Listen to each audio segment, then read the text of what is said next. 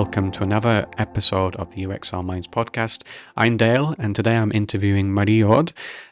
She's a senior UX researcher, and she's actually the founder of UserWizard, which is a UX mentoring program focused on helping people who are transitioning career or changing careers to UX, which is really cool to get her on because it kind of goes in line with the idea of this podcast to help people like you who are listening transition career to UX and kind of navigate the career transition because we know it's hard, and that's why Marie-Aude also set up this UserWizard program, which she'll speak about in today's episode.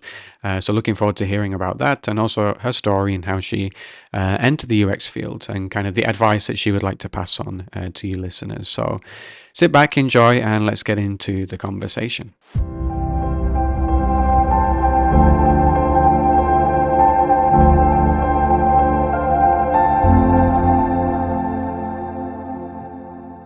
Okay, so I'd like to welcome Marie-Aude. I hope I pronounced it right. To the podcast, Marie-Aude. Okay, to the podcast today. So maybe I can give the floor to you, Marie-Aude. Maybe you can just explain, I don't know, a bit about you, what you're doing now. Maybe also a bit about how you got into UX research, and then we'll take it from there. Sure. Thanks for having me. First, I'm really delighted to be here. I love what you're doing. So I'm French, as you can hear it, and it's From my terrible pronunciation of your name, so absolutely perfect. Believe me, that's really good, really good. Thank you. I'm a UX researcher, freelancer. I'm currently working for different clients and different topics and in different industries.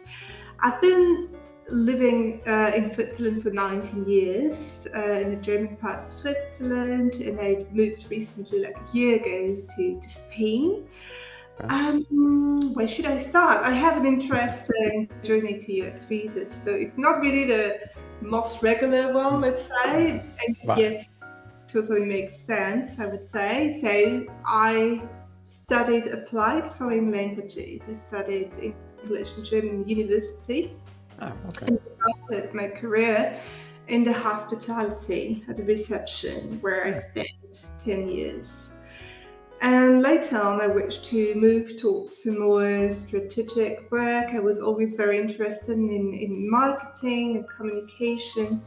And I started working in a company in Switzerland where my language skills were required. French and German. I was a marketing manager, account manager for a digital product where they were building websites basically for the government. Okay. So that's why I realized, okay, I don't know much about the digital industry, about web, about technology, and I was interested in learning more about that. And I signed up for a master's degree in France. It's called CAWEP, which is back in time, it was like creation and management of multilingual websites. So that was a logical evolution of my initial background in linguistics. And that's how I discovered UX. I had a course back then, it was called economics. And another class was about mobile UX. And literally, I fell in love with the topic. And I was like, oh my God, it makes so much sense. And I can get paid for what I love. That's amazing. That's the best part. Right. That was really like, this discovery changed literally my life and my career. So I moved away from the dark side of the force. I left No, I'm just joking. It's still something I very much love. I kept on studying UX then on my own, basically next to work, and it took me roughly 2 years, and I got my first gig as a UX researcher in the telecommunication industry, and from then on I went on, and that's where I am today. So obviously this is not to find out your age, but how many years ago was that in terms of you getting your first UX research role? Oh, of course. It's been 7 years since I started as a full-fledged UX researcher. So in the time where I was transitioning, the whole transition took me a good 2 years, I'd Yeah. say. I was Okay. working at the time, still in marketing Okay. and baby. So I also used my maternity leave to keep on, studying and taking on small projects on the side. So I've been Okay. doing UX on the side for a little year before I Okay. actually got my first job as a UX researcher. Okay. Okay. Yeah, because it was similar to me in terms of like my transition. So like 2.5 years more or less, and obviously in that time learning or maybe obviously Yeah. doing bits of work on the side or shadowing, etc. So yeah, Mhm. I've noticed also it's good for people listening that are kind of in the middle of that kind of transition. Maybe you're a year in, a year and a half, and you're thinking, I remember thinking, is it ever going to happen? Like, am I cut out for this? But it does happen eventually. You just have to kind of wait for that kind of Yeah. window of opportunity or the right circumstances. Obviously, also your experience as well, being able to show something on your Exactly. CV or portfolio that can Yeah. kind of give you that foot in the door. I think it takes time. You need Mm. that. I mean, I know it seems like an eternity when you're there and you're just eager to start. And Yeah, for many people, it's the same. We fall in love with this industry and they're like, I just want it to happen. yeah, It does take time because it's a journey. It's not yeah, something that you can say and cut and go. You might absolutely. like enough, but to be fair, I needed this time. Looking back, I'm glad it took this time because it allowed me Mm. to learn more, Yeah, to practice more, to have less pressure to perform. It's a yeah, journey. You grow, and once you're there, your growth is exponential. I mean, absolutely. Yeah. yeah, you can grow very fast. Yeah, it's almost a bit like be careful what you wish for, because obviously you've got that eagerness to get into the field and get your first job, but maybe it's better to have that bit extra time to kind of grow as well, even if it's not in a specific role, but just more time to learn, more time to become familiar with the industry, and that's what I tried to use the time for. Just obviously networking on LinkedIn. Obviously, I met you doing that. And using the time to connect with other people, learn from them, time to also just study as well. Like it's always good. And then when you do eventually get your role, you'll never feel like 100% ready. I don't think anyone does, but you'll feel a bit more, I don't know, competent to kind of fulfill that role. It's really important to feel like you can do it, like to be Yeah. to be confident, Yeah. because there is this overconfidence that could be dangerous because you're gonna take Yeah. really wrong decisions, and you need to have a certain respect. I would say I really recommend keeping some respect for it, and just Of make course. sure Yeah. that you're advancing on the right path. Yet don't be paralyzed. Like find No. the right balance and move on. Failure belongs to it. Making mistake belongs to it. It's how you grow. I mean, Yeah. sometimes you win, sometimes you learn, right? That's Exactly. but you feel much better and you are much more competent and much more powerful and do way more interviews or Mm, perform better the interviews when you feel more confident.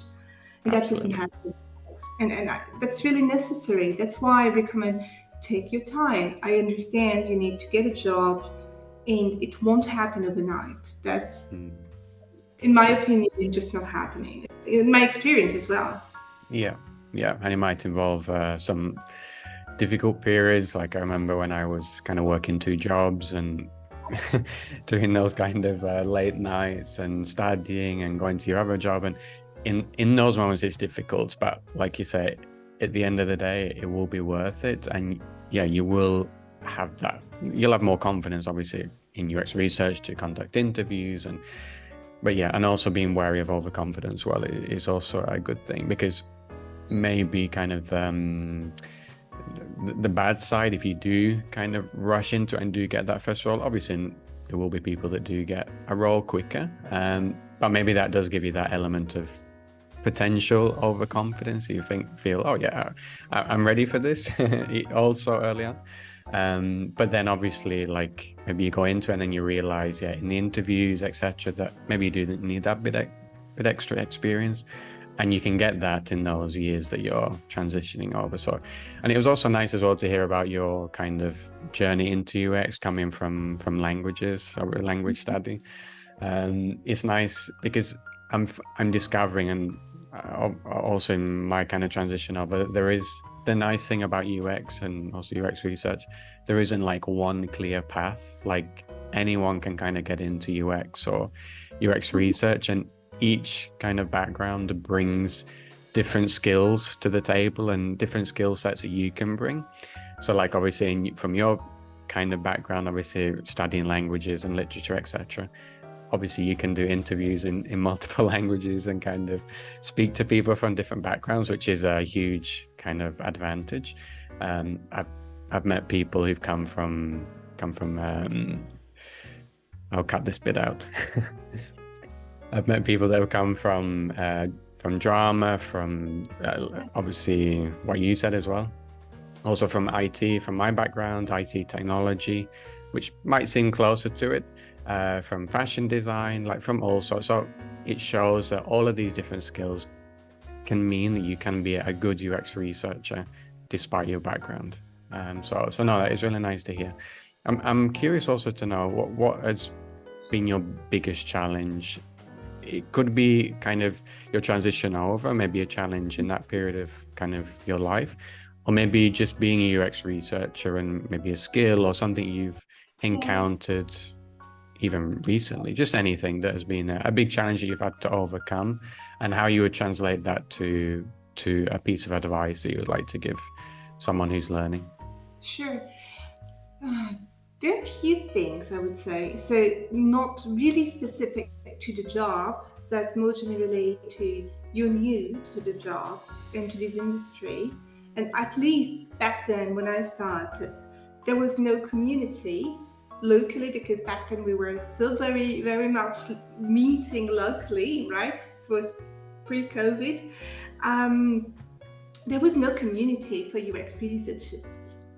And that was really tough, because I went to local conferences and meetup groups with mostly UX designers, and I could always pick something very interesting for me, but I also felt very much lost on many occasions, because when they ended up speaking about the tools, the design tools and design techniques, I was like, oh, I'm totally overwhelmed in here. I don't know how to sound anyhow interesting or add anything to this topic.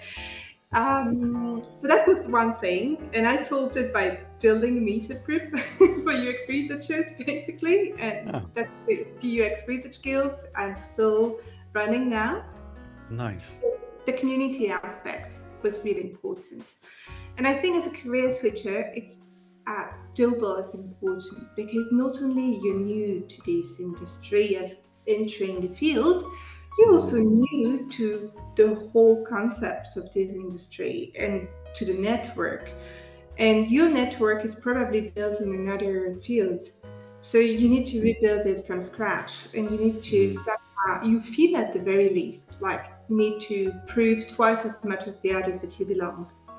So this networking community, it's not the networking for the sake of networking. It's having people you count on, having people you can ask questions to, you can rely on their knowledge, you can exchange, you can share, because not everyone is blessed to have a team of people they can exchange with. Sometimes you're the only UX person in your team. Whom to talk to when you have a question, when you're insecure, or when you want to learn from the experience of others. It's a long story for that. But that's one. It's for another episode on the podcast. The other one was, you enter the industry, you have this feeling that you can advocate for users all the way. And that's your ideology, that's the ideal vision you have of it. And you tend to forget completely that your colleagues and your stakeholders are also your users, and that you should also get to know about their needs, their vision, their background. And that's funny because that's something I pretty much integrated in marketing naturally, Yeah. because I was working on strategic things and I wanted to understand the vision of the company. But when I came to UX, my first gig, I literally left that aside. I was like, Okay. I'm no longer here now, I'm advocating for users only. And that was a huge mistake. I mean, I had my biggest fail there. And that Wow. was the biggest learning as well, because I had to learn how to first pick from my previous experience all I learned and knew to do very well indeed.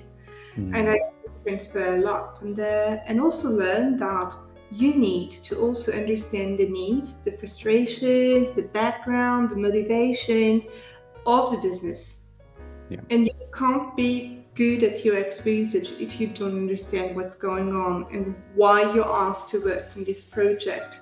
Yeah. So you need to be a really good communicator. You need to practice this empathy internally and Yeah. not only towards end users.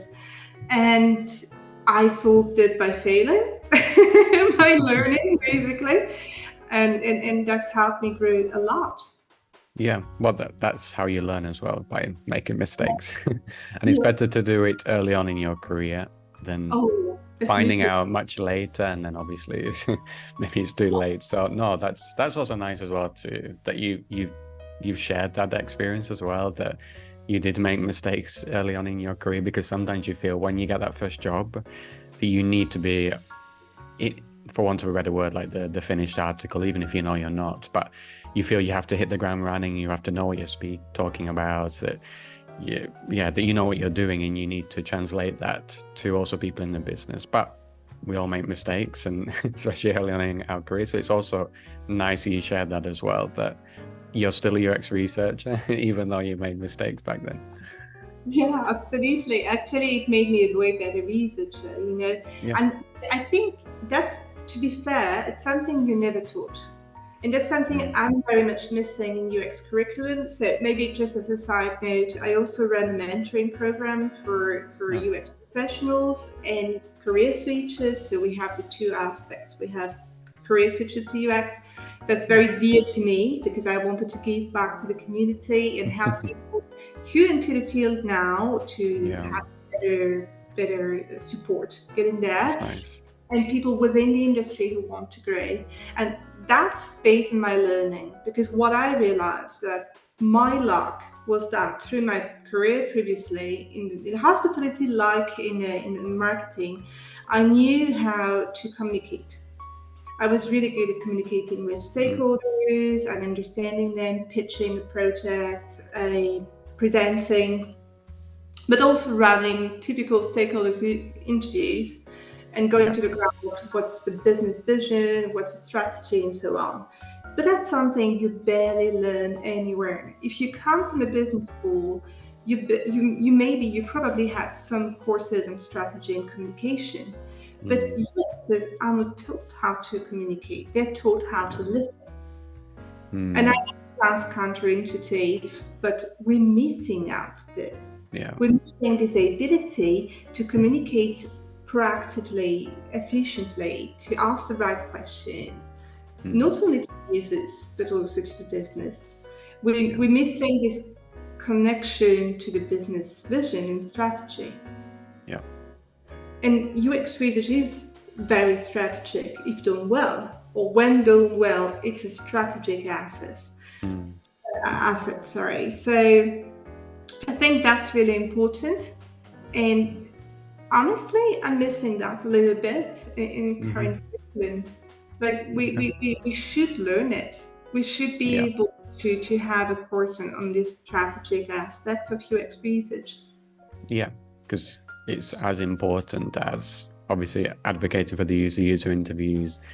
All of that side of things obviously is our day-to-day kind of job, but it's also important, like you say, to make sure that you're presenting what you're finding in a way that appeals to your stakeholders, but also meets the business needs and the business goals. Because if the research isn't providing any value to the rest of the business, maybe it's providing value, but you're not communicating that in the correct way, then there's always going to be that missing link. And then there's going to be friction, frustration, because you won't feel that what you're doing is being appreciated and is being listened to.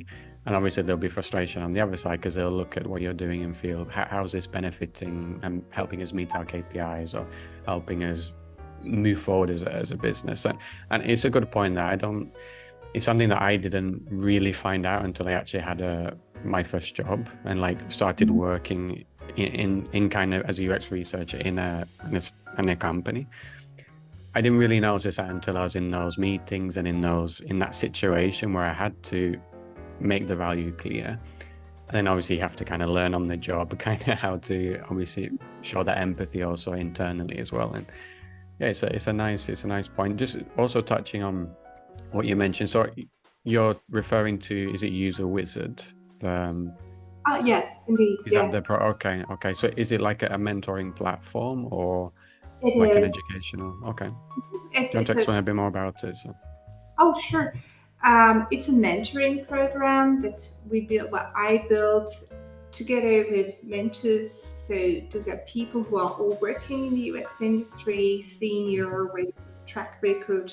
Most of them have a teaching experience as well. And it really literally came out from my own community and experience. I was asked by career switches back in 2019, 2020, when we created the UX Research Guild, basically. Okay. I was approached by people who were entering the field.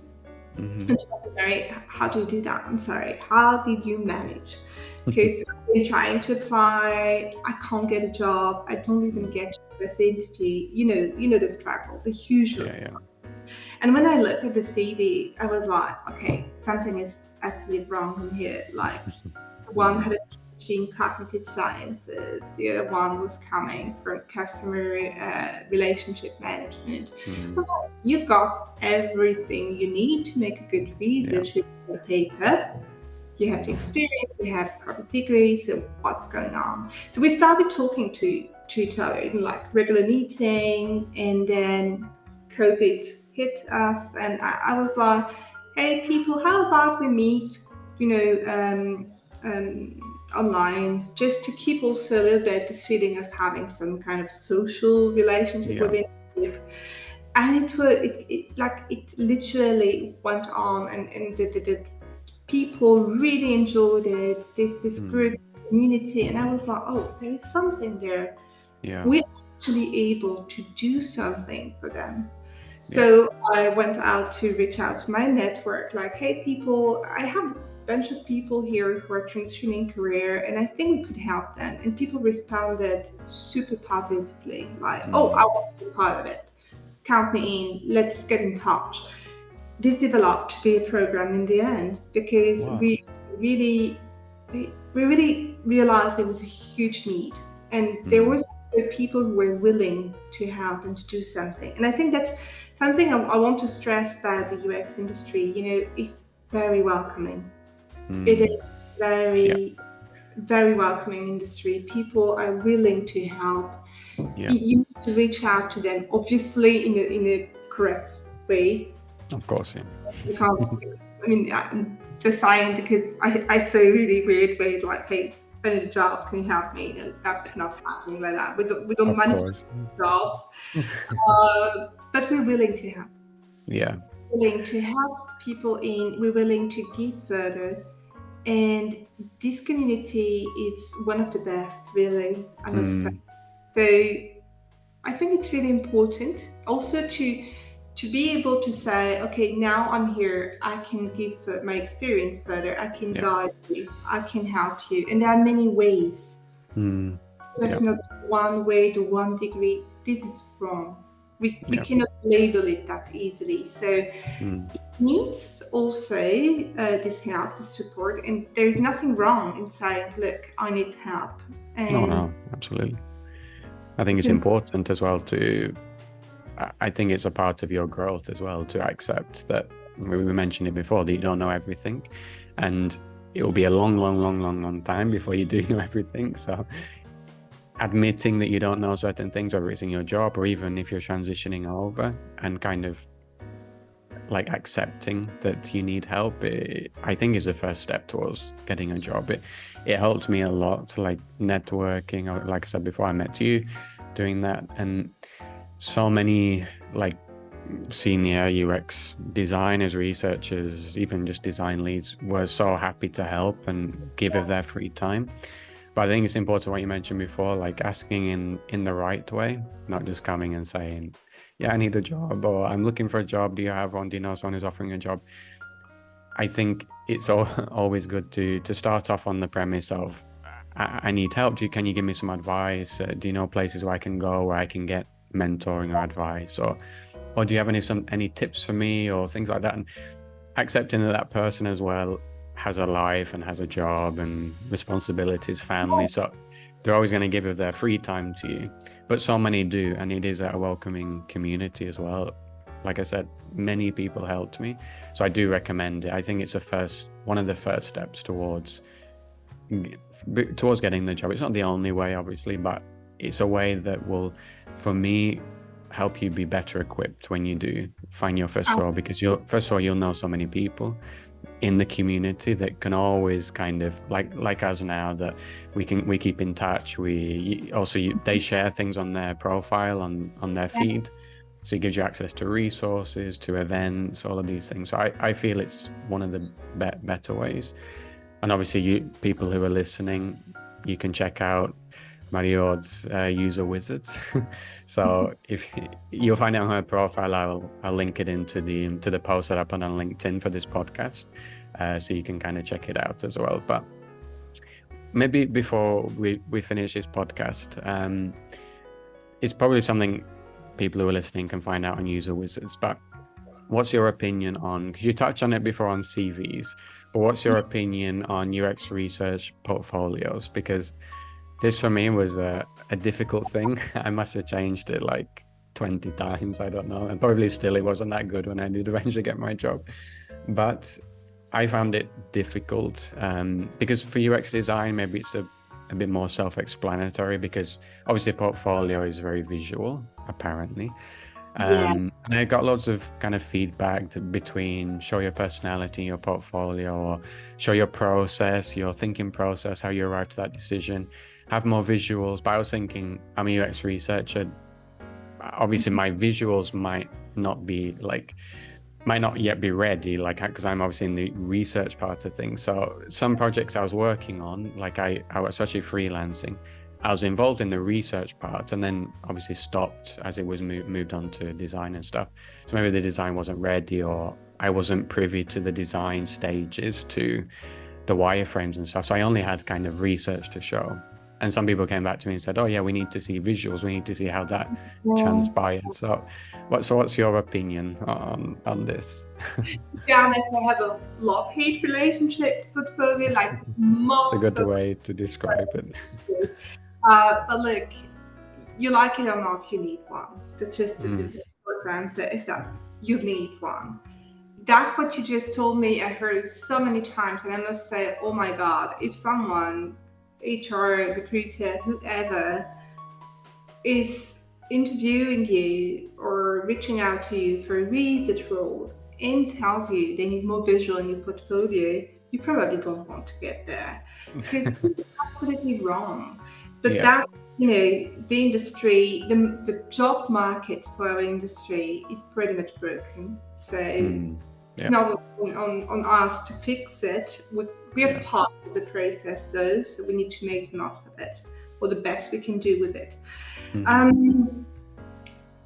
many aspects, like you said, a UX research portfolio, when you're involved in just one part of it, it's really, really hard to show the end result. So what can you do about that? Focus on with whom you've been working, like set up really, or define very well what was your role, your implication, when you arrived, what was the problem that you were trying to solve, the vision, what were the constraints you had to handle, with whom were you working, because the collaboration is really important as well.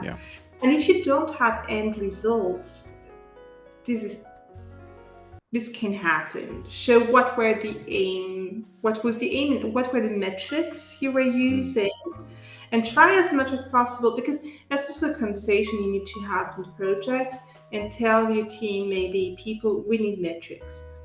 So those are metrics you can have from your research, or metrics if it's in a delivery project. I want to see the before-after comparison. Try to get them if possible, but define metrics for your research at the very least. So you can show that even though for this specific project you won't have access to the result, you could measure this. And that's one aspect of the ROI of research that you need to show. So it's on you to define how will you measure success, right? Yeah. So that's a conversation to have with the team, with the designer, PMs. What belongs there, in my opinion, is definitely, look, we receive usually quite a lot of applications.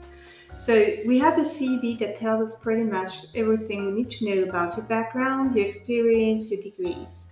We may have references that tell us how good or bad you performed in your last job, but your portfolio tells us how you work. And not only how you work, but also how do you present your work? How do you synthesize data and select what is relevant to me? How do you communicate in written and or live way? You can add a video of yourself and showcase, for instance, how you pitch. That's quite interesting. Yeah, that's interesting. It also tells you a little bit about you as a person. I like to have one slide on the person, like, hey, you saw my CV that tells you, where I went to school, what I studied, what I did.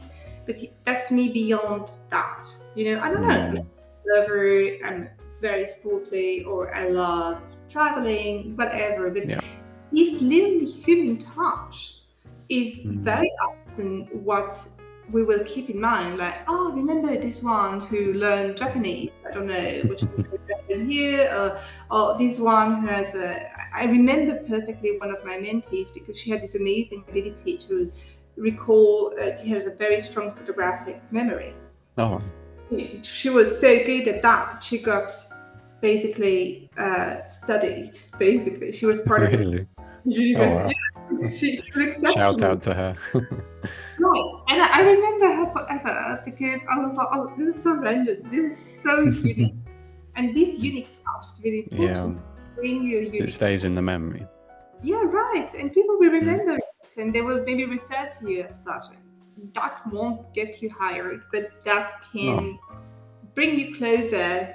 Maybe someone in the team has a similar passion and will say, oh, I can recognize how this person thinks because of that, exactly, because I can identify it. So that's just in my opinion, just as important. It doesn't have to be half of your portfolio, but maybe one slide. And the rest is, as always mentioned, the process. The results, the deliverables are not something we can bring, really. But we might be under an NDA. We might not be able to share any information because our client won't accept it. So what do you do with it? Present how you worked. You had personal learnings. I'm very keen to understand what you learned as a person, how this project brought you further in your career, and what you learned also, what kind of insights did you generate are useful. And so I need screenshots. Use maybe stock pictures if you have to. But show me how you felt, because in the end, what I need to learn when I'm hiring someone is, can I trust this person to handle a project that we will give him or her? So do I know that given that they will ask for the problem, they will define and understand the problem. So I want to see first thing, that's the problem I was asked to solve. This is the context I was in. I was the only person, I was working in a team, I was working internationally. We had a good access to a user database or not. We had to use Flexi, whatever. And I picked the right methodology given the problem and the constraints and context I encountered. I ran the study. This is how I did it. Maybe I overcame some constraints in some way. Had to remotely. I had to adapt the language. What do I know? And this is what I learned. If you can't talk about the project concretely and give detailed results, you can say my learnings helped us, I don't know, understand the user base better, change the strategy, identify early we were going the wrong route. What do I know? But we need to connect it somehow. And by all means, the portfolio can't be always perfect and clean and lean and a result where you say, wow, applause. Sometimes, like, you know what, the project never see the light of day. Or we didn't manage to get that, or actually due to this and that, I realized that I should have done things better or differently. And that's great. Well, that's real life. Very authentic, exactly. Yeah. That's real life. You learn. I mean, a portfolio that is always perfect, I'm like, that's too good. A bit too fabricated. I mean, seriously, you had no issue finding users, a team that was communicating and very open, and the results were like out of the books, good behavior. No one cancelled an interview. Right? That's not exactly. Like, how do you react when you recruited 7 people and I don't know, 4 of them never show up? You know, that's real life. So can you pivot?